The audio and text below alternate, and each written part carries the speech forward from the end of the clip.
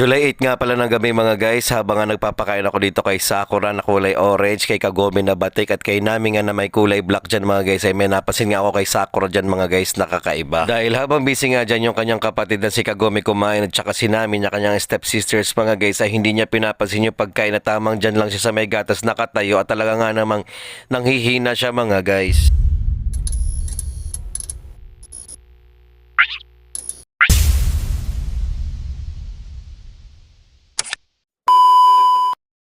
Pinakain ko na nga rin pala sa puntong ito mga guys si Luffy tsaka si Zoro at magkahiwalay nga sila ng mga kainan mga guys para hindi sila mag-away-away at syempre bata pa yung mga kuting ko, hindi sila pwede magsalo sa mga pagkain. At baka magtaka kayo mga guys kung bakit dito ko lang sila pinapakain dahil messy po sila kumakain kaya hindi ko sila nalalagay sa food bowl. Maya pa nga mga guys habang nga nanonood ako ng YouTube ay bigla ko na lang nakita na nakahandusay na sa litter box ito nga si Sakura mga guys at meron pa nga siya mga nilabas na mga maitim na likido galing sa katawan niya. At grabe ito na nga yung kinakatakot ko mga guys dahil nga nung tapos nga ng sunod-sunod na pagkamatay ng mga kuting ko mga guys, hetong at pakiramdam ko nga, nangyari na nga yung inaasahan kong hindi maganda mga guys at talaga nga, ito na nga, nangyayari na. Pero hetong at nakatayo pa siya dyan mga guys at lumalaban pa siya kaso nga lang yung pagano niya mga guys ay pagtalo niya ay parang babagsak din siya kasi nga mga guys parang wala na yung lakas niya na dating meron siya. At bali itong clip naman ito mga guys ay July 9 naman siya nangyari, itong mga paghandusay nga naman ni Sakura dito sa kanya mga litter box mga guys at talagang hinang-hina na ngayong katawan niya at hindi niya na kinakaya. Parehong-pareho nga pala mga guys yung sitwasyon na nangyari nga doon mga sana mga nauna natin mga namaalam na ng mga kittens mga guys at heto nga grabe awang-awa ako dyan habang tinitignan siya na ganyan nga yung nangyayari sa kanya mga guys. Wala naman ako magawa dyan mga guys kundi obserbahan na lang siya dahil hindi ko naman talaga alam kung ano yung paunang lunas sa mga ganyan mga ganitong klase ng mga sitwasyon talaga at wala talaga akong idea. Gusto ko lang naman silang mapakain at talagang mabuhay lang sila. Dahil sa palagay ko nga mga guys hindi na ito masusolusyonan ng pang first aid at talagang kailangan niya ng emergency kaso nga lang mga guys, wala naman dito sa amin na ganun dito mga guys at wala tayong budget para doon. Kaya naman tatanggapin ko na lang ng buong buo at maluwag sa dibdib ko mga guys kung ano man ang mangyari sa mga oras na ito at sa araw na ito mga guys dahil alam ko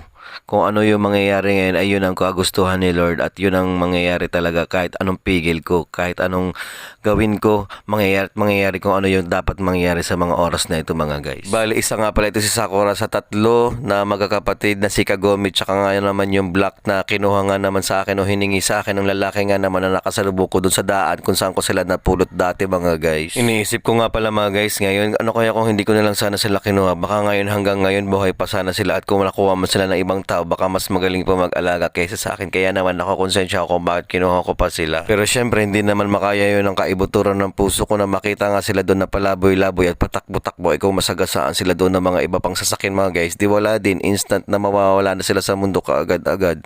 Eto nga't kahit papaano yung mga ilang months ko rin silang naalagaan dito mga guys at talaga nga namang namuhay sila ng masaya at talaga nga namang very happy. Sa punto nga pala ito mga guys nakita ko nga nakahandusay siya kaya naman nilagyan ko pa nga mga guys ng kung ano-ano mga pansapin dyan yung mga papel na galing sa video okay ko mga guys dahil may lumalabas na katas nga sa katawan niya. At dyan sa puntong yan mga guys talagang ramdam ko na nga na mamamaalam na siya dahil nga naman ganto yung nangyari talaga kay Gaara at saka sa mga iba ko pang kuting na naghihingalo mga guys.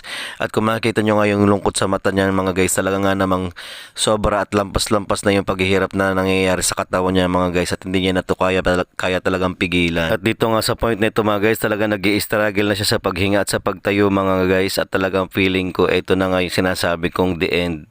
Heto nga talaga nga namang nakahandusay na siya dito mga guys sa puntong ito talagang grabe, lungkot na naman sa Jack Sparrow at hindi lang halata sa boses ko mga guys dahil medyo naka-move on ako pero ang sakit kaya, sobrang sakit. Bale, nilabas ko na nga pala dyan mga guys yung katawan niya dahil nakikita ko nga ng mga guys na wala na talaga, wala nang pag-asa at talagang ito na yung kahuli-huli ang araw niya July 9 ng gabi mga 7 o'clock o mga 8 o'clock ng gabi to mga guys nangyari at eto. Tumigil na nga yung paghinga ng aking baby Sakura dyan mga guys at talaga nga namang lungkot na naman si Jack Sparrow. Bale nakadilat nga rin palang na maalam dyan si Sakura at talaga nga namang nakabuka rin yung bibig niya mga guys at grabe awang-awa ako kaya bilinerd ko na lang yung itsura niya mga guys dahil ayoko namang ibas niyo ako na bakit ko pa binibidyohan yung kaawang pusa at ito nga mga guys yung itim na likido na lumalabas sa katawan niya ay sobrang grabe ang sangsang ng amoy mga guys at hindi ko maipaliwanag yung amoy niya para siyang nabubulok na laman na ewan talagang Grabe, eto nga talaga kulay itim na nga yung lumalabas na likido dun sa katawan niya mga guys. At bali yung pinagsapinan ko nga sa kanya mga guys ay sinunog ko dahil nga naman ay baka kumalat pa yung bakterya at amoy nga naman nun mga guys dahil sobrang sangsang talaga. At heto nga para mawala na yung virus na yun. Sana doon na siya tumigil at mawala na talaga siya. Hindi na siya makaano pa sa mga iba kong kittens. Bali, pinunasan ko na nga rin pala dyan ng may sabon dahil kumatas talaga mga guys sa sahig yung kanyang likido na galing sa katawan niya na kulay itim at heto't susunugin ko na rin yun pagkatapos. At sana nga kung virus man ito na kumalat at kumitilga sa mga buhay nilang lahat mga guys at talaga sana mapigil na dito sa pagsunog ko nga nito at hindi na kumalat siya kahit sa mga pusa ko na malalaki mga guys. At sana nga hindi na magkasakit pa yung dalawa kong pusa na natitira si Kagoming at saka si Nami at talagang grabe ang mga nararamdaman kong stress kapag kalat silang dalawa ay sumunod pa. Kaya naman Lord, please, wag niyo na po siya sa akin kunin na alagaan ko po sila ng mabuti at talagang namang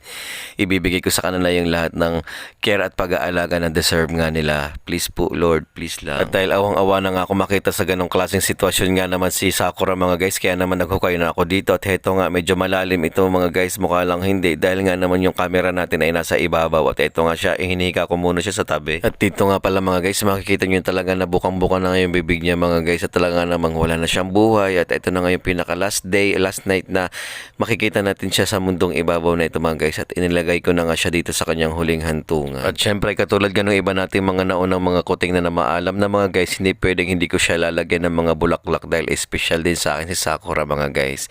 Kahit pa paano napasaya din naman niya ako at kahit na makulit siya nung nabubuhay pa siya mga guys at talagang hindi ko siya makakalimutan. Talaga namang love ka ni Daddy, kaya naman talagang goodbye na muna Sakura at sana maging masaya ka na dyan kung saan ka man naroro. Buti na nga lang pala mga guys at napakaraming laglag ng bulaklak na ito mga guys, nakamukha ng kalachuchi at talaga nga namang nailagay natin sa kanyang katawan ito ng napakarami at talaga nga namang mamimiss kita baby Sakura at ibinigay na kita kay Lord.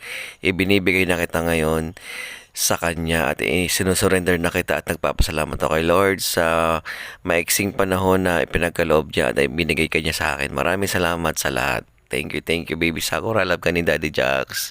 Mahal na mahal kita. Malungkot man mga guys yung mga ganitong klase ng pangyayari sa buhay natin at sa mga alaga natin ay kailangan nating tanggapin dahil ganun talaga ang buhay. Heto nga pala mga guys yung ilalagay ko sa ibabaw ng kanyang punto, dalawang kulay puti na sariwang-sariwa pa. At I hope sa pagkalilibing ko nga dito nung katawan nga ni baby Sakura ay mailibing na rin natin yung virus at hindi na siya kumalat pa at mabuhay na nga si Kagome at si Nami na natitirang kuting na lang sa akin mga guys. At sa puntong ito unti-unti ko na nga tinabunan nga naman yung katawan ni Sakura dyan mga guys para naman makapagpahinga na siya ng maayos dyan sa kanyang huling hantungan at sana mag-iingat ka dyan baby Sakura and run free kasama mo na yung mga step sisters mo dyan and step brother mo na si Gaara. Bye bye baby, mag-iingat ka dyan. Lord, kayo na pumbala sa kanya. Salamat talaga. Salamat. At bali, malungkot nga pala ako sa puntong ito mga guys, pero hindi sobrang lungkot dahil natanggap ko na nga na ganito talaga ang buhay. Nangyayari talaga ito, talagang kailangan natin someday mamaalam katulad ng mga alaga nating mga hayop. Ang importante nga ay naibahagi nila yung konting panahon nila dito sa mundo na inilagi at talaga nga naman naging happy ako na inalagaan ko sila, lalo ka na baby Sakura. Salamat dahil isa ka sa mga nauna rin na mga alaga o mga kuting na inalagaan ni Daddy Jack Sparrow. Kaya naman mamimiss kita ng sobra. Promise. Ito nga pala sa putong ito mga guys, ilalagay ko na nga rin pala yung dalawang sariwang bulaklak na in-reserve natin para sa pinakaibabaw ng puntod niya. Talaga nga namang yan ang tanda ng pagmamahal ko sa iyo, baby Sakura. At talagang mag-ingat ka dyan and Lord kayo nang bahala sa kanya. Talagang ibinibigay ko na siya sa inyo wholeheartedly.